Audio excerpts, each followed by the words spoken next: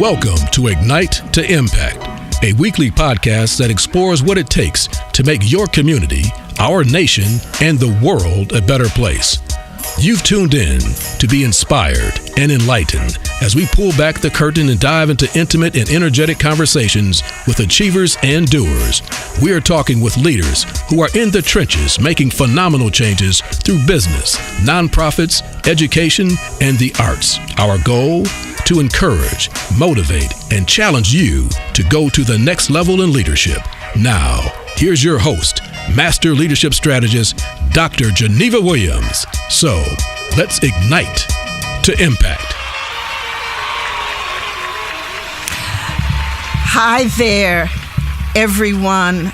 This is Dr. Geneva. I am so delighted to be here with you today and to have another fantastic, awesome conversation.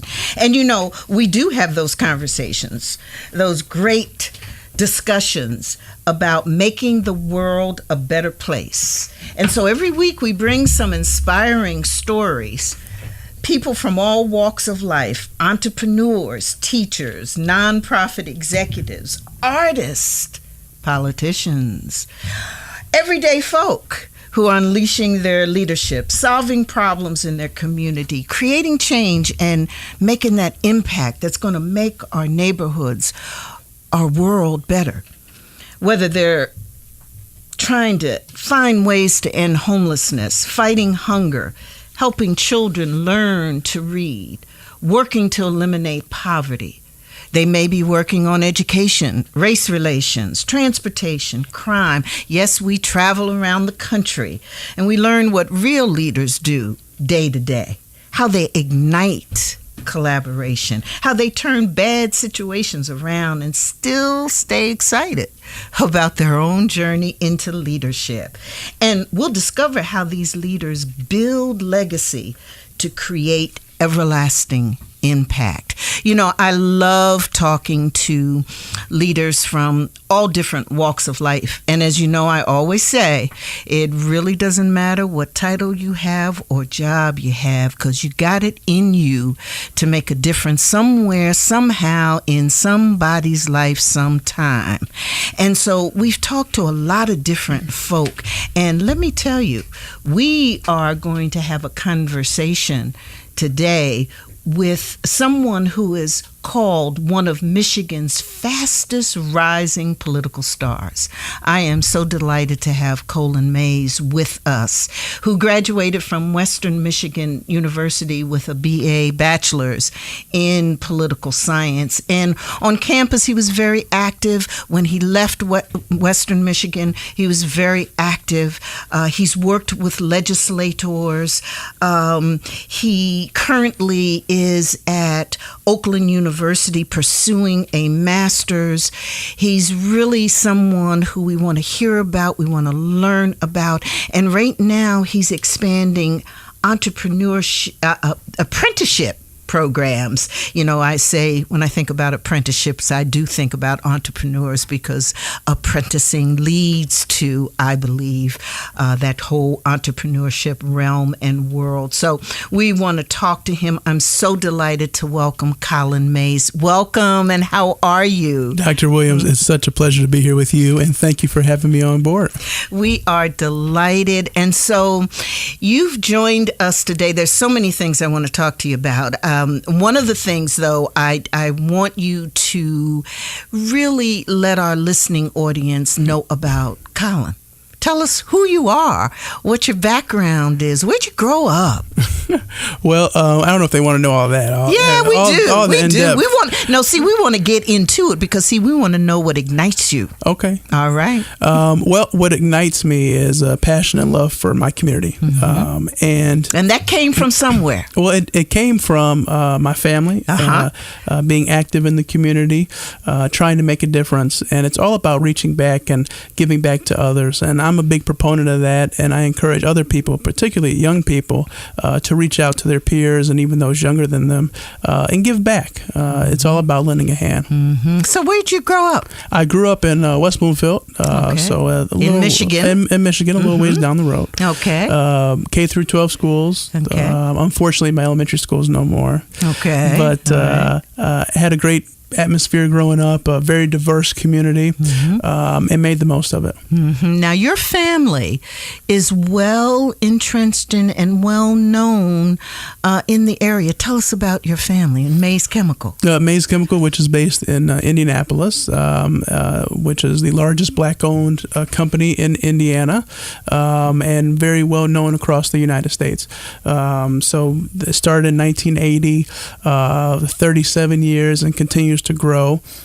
Provides chemical services, whether it's automotive, pharmaceutical, cosmetic, you name it, and continues to grow and continues to give back to the community. And I think that that's what's missing in a lot of businesses today is the community connection. I think everybody's so determined on when I make my first $1 million. Okay. Well, when you make it, what are you going to do with it? Right. Don't just keep it. Give back. So. Give back. So you come from a family that's created a growing, thriving business. How come you didn't join the family business? Well, I actually have a love for public service, and that's something that I'm passionate about doing, and currently pursuing my MPA at Oakland University. So we'll see what comes of that. And, of course, my bachelor's is in political science. So everything that I can do to give back to my community is something I'm extremely passionate about doing. So you saw from your family, I think I'm hearing, you saw a love and a giving back role modeled by your family and your business. I think I heard you say that as you were growing up. Yes, absolutely. And so part of that, I've often, talked to people about where you can, where young people learn how to volunteer, how to give back, how to reach into their pocket and give philanthropically, and they really learn it as children. Most of the most successful giving adults did that when they were children. And they learn that. They also learn leadership. Yes. At a very young age, and so it's that whole role modeling. Tell us about an experience that you had growing up that role modeled leadership or giving back to the community. Well, I think growing up, just kind of watching my dad give back to the community, and it didn't have to be anything overly excessive, but it could be something where, as you mentioned, volunteering your time for a good cause.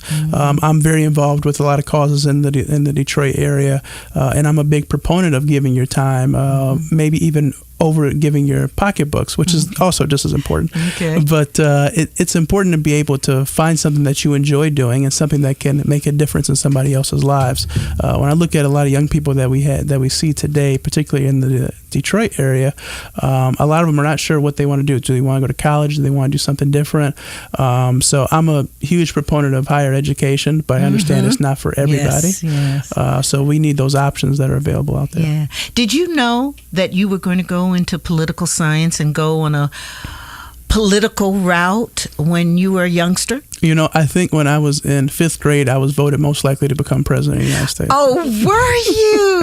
Okay, see, I knew we'd find where that spark was somewhere sometime. All right, so in 5th grade, that was your path was laid out. Why do you think people thought you'd be at such a young age? So let me see. 5th grade, you're about 10 years old. 10? Is it 10? Yeah. Okay. You can tell how long it's been for me. But okay, so you're about 10 years old. So what was it? What happened? I mean, what did you do that as a 10-year-old people would say, he's going to be president. I think it was just, I think it was really just a joke, because I think at the end of the year you had to write down, what do you expect each of your classmates are going to become, and you had, your lawyers and your business people and your doctors, and when they got to mine, it was like President of the United States. I was like, yeah, okay, that'll never happen, but I don't believe that. We'll see. Collin, I don't believe that. They saw something in you, but so you off on that path. I'm off on the path, yes. And so that's phenomenal. So let's talk a little bit. So you decided you went to Western, bachelor's in political science, and now you're in Oakland University getting your master's in public administration. Oh, public administration. So again, you're still on that public servant path. Absolutely. That's a beautiful thing. What do you want to do with it? I mean, if you could wave a wand and do anything you wished or desired as being a public servant, what would you want to do? Well, I have a unique passion for local government, so okay. I would want to stay in local government. I think oftentimes local government gets overlooked with state government, federal government. But so when you say local government, you mean in a city? In a city, perhaps being a city manager. Okay. If mayor, I was, perhaps. Oh, okay. Perhaps. Okay. But I think locally, that's where you can make the most change. Okay. And I'm trying to encourage young people, particularly African Americans, to consider careers in government. Okay. Unfortunately, now college is so expensive that when they leave college, they're not thinking about a career in public service, because the careers might start out at $35,000 a year, and if you're swimming in debt, you're not really looking at that as being an attractive offer to you. But there is longevity in public service. There's longevity in working in government settings, and I'm encouraging more African Americans to consider that route. Okay. So Collin, I want to break down, and particularly since you're an expert in this area and you've had study and training in the political science area, I want to break down, I want you to unpackage public service. Okay. So what does that mean? So for someone who's listening and doesn't really know or understand that, what does public service mean? Well, I think it's a different meaning for everyone, but I can tell you what it means for me. Okay. Public service for me means giving to others before I give to myself. Okay. It means making a difference in my community. It means going out and participating in walks, participating in events, helping people find their niche, and being able to make a difference in your community, in my eyes, is what a good public servant does. Yeah, so you see it from a very service-oriented perspective. So how does that translate into being a politician? Or no, let me change that. I want to know, how does that translate into a career in public service? What are some of the career options? Of course, politician is one. Right, politician is one, but it doesn't have to be. Okay, so tell us about some of those options. It doesn't have to be. Being an educator is a career in public service. Okay. Being a firefighter is a career in public service. Being a police officer is a career in public service. Being a city manager, being the head of economic development, or the head of community development. So there are a lot of options. And I will say, too, that if you did take out a lot of loans to go to school, and you do decide to go on a career of public service, that you are entitled to, I believe it's after 10 years, your loans will be forgiven, which can be an attractive offer to somebody. So wait a minute. Let me make sure I understand this. So if you went to college, got a lot of loans, and you decided to be a fireman or firewoman. Yes.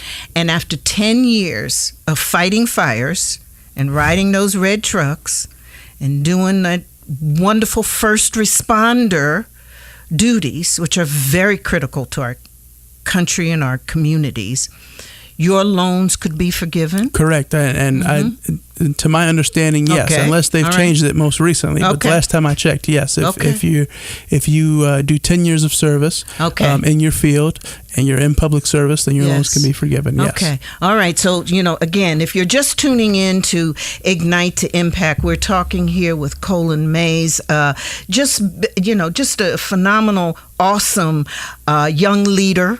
One of a rising star, and we're talking about public service, the career options, and we just talked about some opportunities to maybe have some of those college loans forgiven. And so, if anybody, of course, who's in the sound of my voice and is interested in exploring this, go check it out, Google, research it. But clearly, it is a path that you might want to consider. Most folk, when they think of public service, think about politicians. Yes. And of course, that is a route.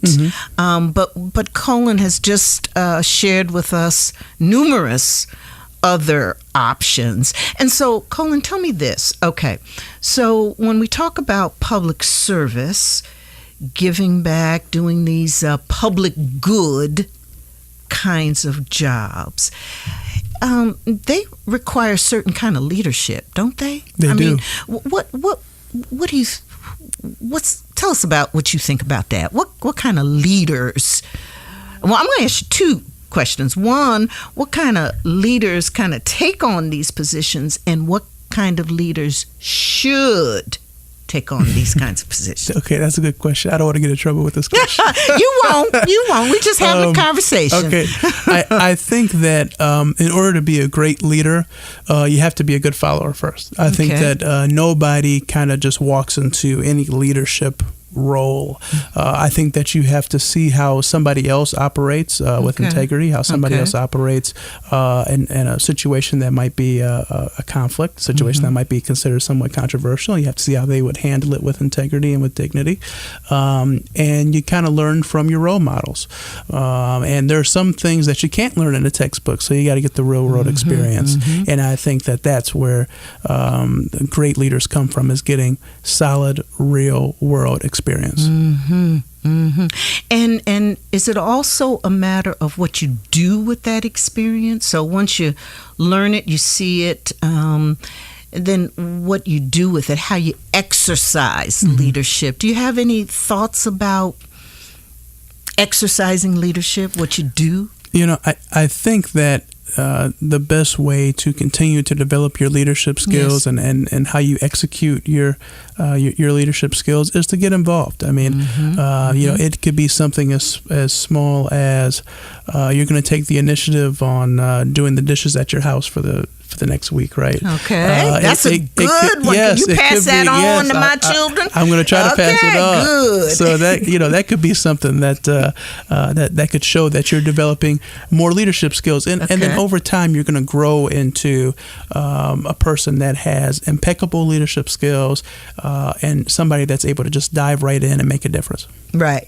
And so I guess when I'm hearing you say with that particular, example that you use, what I heard out of that was this whole area of responsibility. Yes. I think that's what I was hearing. Yes. And so being responsible, following through, being someone that other people want to follow. Absolutely. How do you build those leadership skills? I mean, you look and you watch people. Are there any other secrets or strategies you have? So here's my strategy. Okay.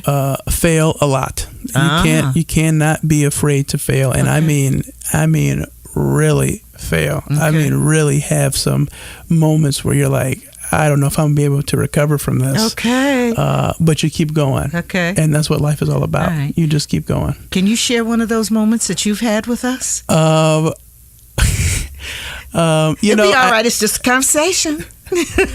I've had some experiences where, looking back in hindsight, which is always perfect, absolutely, I would have done things a lot differently. And I think all of it revolves around how well we manage our time. And I think when I think of really successful people, the one thing that I notice about them is they have incredible time management skills. Okay.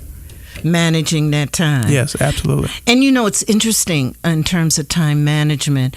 It clearly is that here's the amount of time we have. Let's manage it. And it's also, I think, a matter of what's priority. Yes.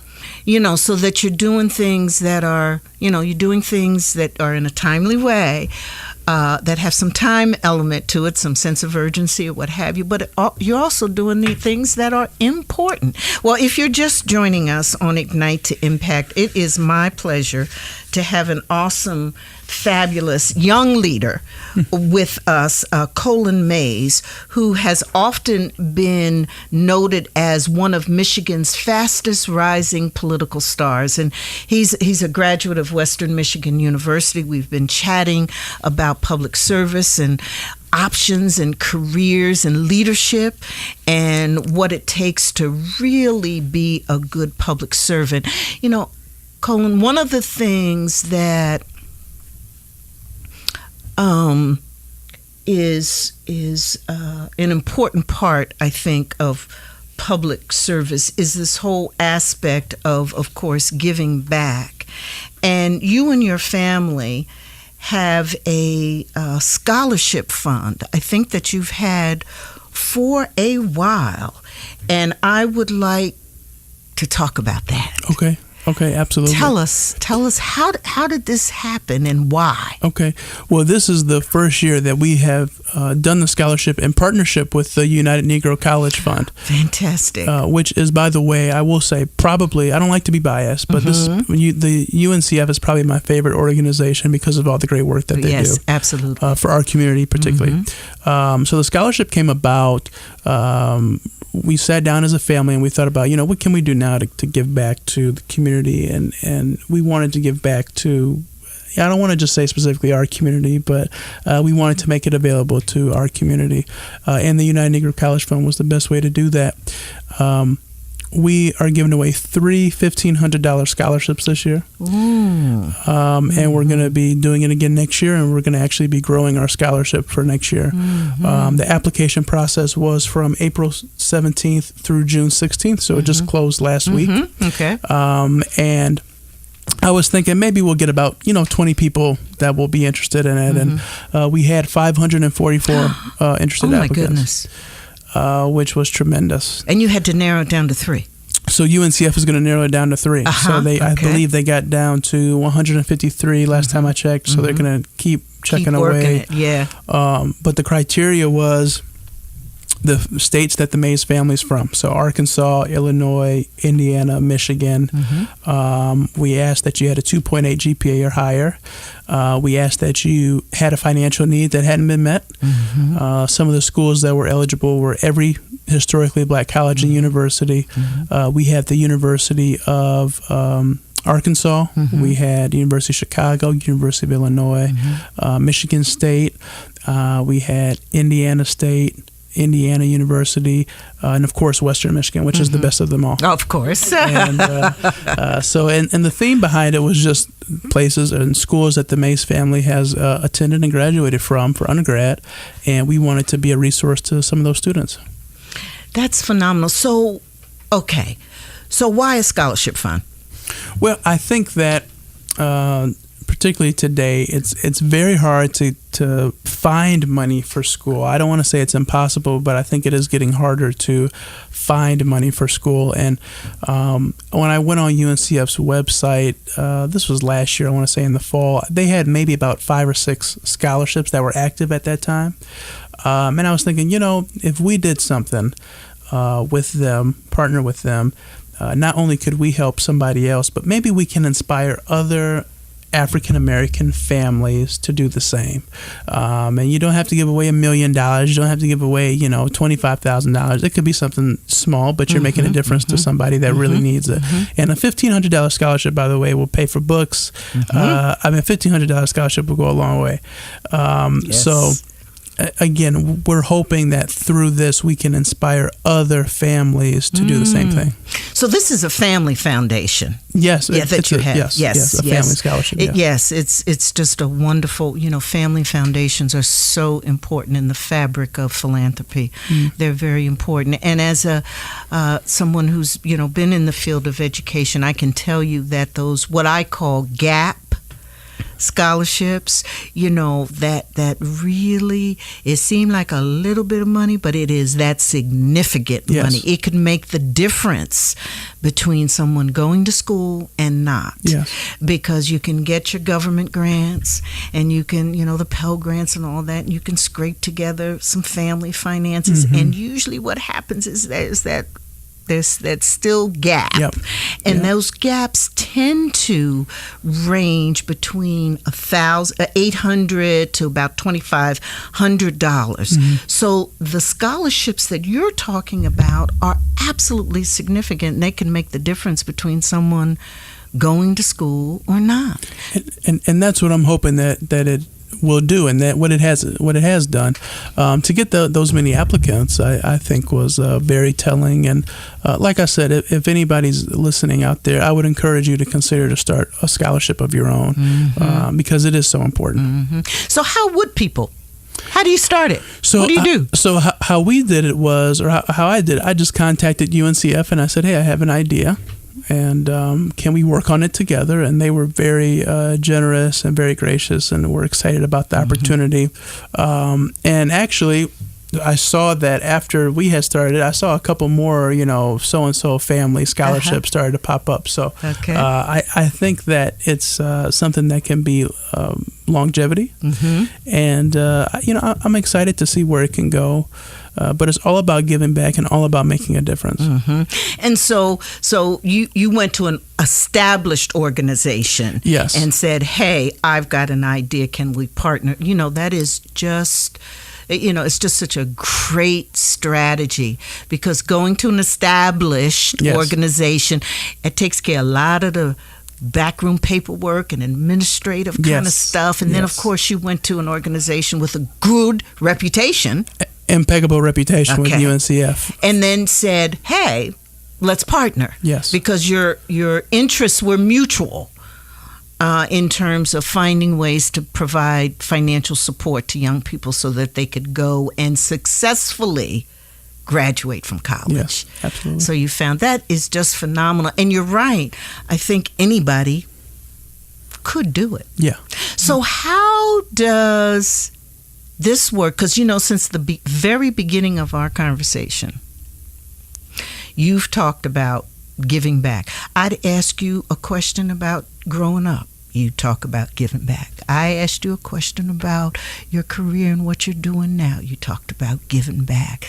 It is just really something that's in your fabric. Yes. And that's a beautiful thing. So talk to us about, so how would you inspire those who are listening to us to catch this this fire that you have? Well, I'll tell you what. Every year on my birthday, I donate, whether it's clothes or it could be shoes or it could be a gaming system, to somebody that is doing all the right things but might not have the best circumstances. And I use that as a tool to share with others that your birthday should be a gift to the world. And it's the day that you're born, and it should be your gift to the world. Oh, that's beautiful. I love it. What a fabulous strategy. So, and you're right, because that's something anyone can do, because everybody got a birthday. Absolutely. And so on your birthday, you give something that you have. Is that the idea that you possess, or you go out and buy something? Okay, you go buy something. I go and buy something. So last year, I had a young man. I believe he went to Henry Ford High School and had a 3.8 GPA, but wasn't in the best situation and needed certain things. So I went out. I bought him a suit, bought him dress shoes, bought him some casual wear. And, it was, I've been doing it since I was 20. I've been doing it since I was 20. So this is going on 7 years now. And I love it. It's something I do every year. I love it. Yeah. So on your birthday, on my birthday, yeah, the day you were brought in the world, yes, you use that to give back to yes, somebody else. That's phenomenal. I think that's probably one of the best giving back strategies, tips, techniques, tools I have ever heard. It has just been such an awesome delight to have you on Ignite to Impact. I'm just going to, I'm just sitting in awe of your wonderful leadership and your rising talent. You are clearly a star. You are the kind of leader who I want to cast my vote for. I mean, you know what I'm saying? I mean, really. Well, thank you, Dr. Williams. I appreciate that. No, really. The kind who's got the smarts, got the background, you got the, you've got the background, you've got the knowledge, you've got the preparation, because I believe preparation in leadership is so key. You've got the communication skills, so you can articulate your vision. You've got this, what I call a noble sense of purpose, which is about, yes, we're here to do our thing, and we're here to, run a business. You come from a family business, yes, but our real purpose is about giving back, and you have articulated and said that ever since you sat down in that chair. I'm just delighted. You are a rising star. Collin Mays, if you have not connected with him, you can Google him. You can see him on LinkedIn. Let's watch him. He's one of those, just leaders that you just feel good about being in the mix. Thanks so much for being here on Ignite to Impact. Thank you, Dr. Williams. Look forward to doing it again. Thank you. You've been listening to Ignite to Impact. Your host is Dr. Geneva Williams, an award-winning executive, facilitator, and master leadership strategist. Dr. Geneva is dedicated to inspiring others to get their leadership on and equipping the next generation with leadership tools and tips to help make the world a better place. Sign up to download Dr. Geneva's mini ebook on leadership. Get the show notes, links, and other resources at drgenevaspeaks.com. That's drgenevaspeaks.com. Thanks for listening. Please share the podcast to those in your community via Facebook, Twitter, LinkedIn, or Google+, and leave us a 5-star review in iTunes. When you do that, it helps others find the podcast easier. Send your questions or comments to info@drgenevaspeaks.com.